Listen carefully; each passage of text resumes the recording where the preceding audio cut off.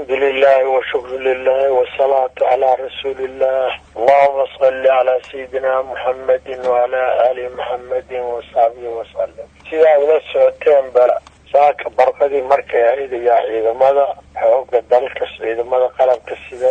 عيد ماذا عن الصوم عيد غاقين وحينا يسود دياري دعيين أقال ما هين كيما أنت ويسود دياري دعيين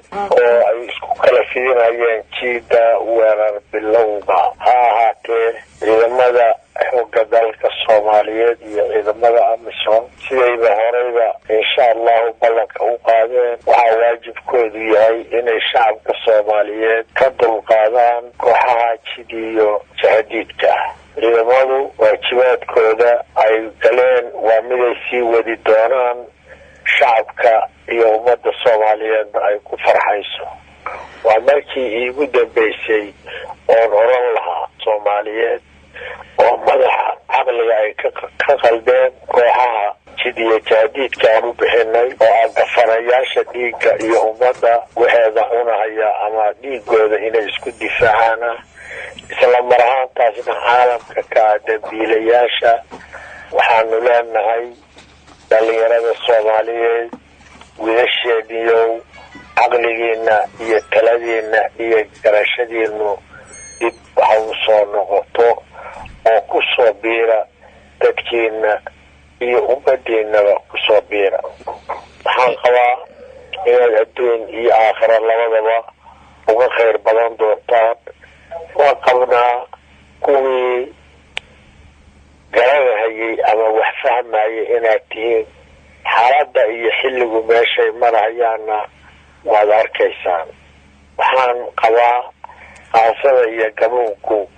intay isu jiraan waa garan karaysaan waxaad u garan karaysaan in maanta laga soo socdo gobolada degmooyinka iyo xamarba inay laga socdo oo lagu jeedo kooxaha jidiyo jahadiidka markaan waxaan qabaa dhalinyarada Soomaaliyeed jaaniskiina ha beerdaraynina garashadiina ha beergaraynina yaysan idiin muuqan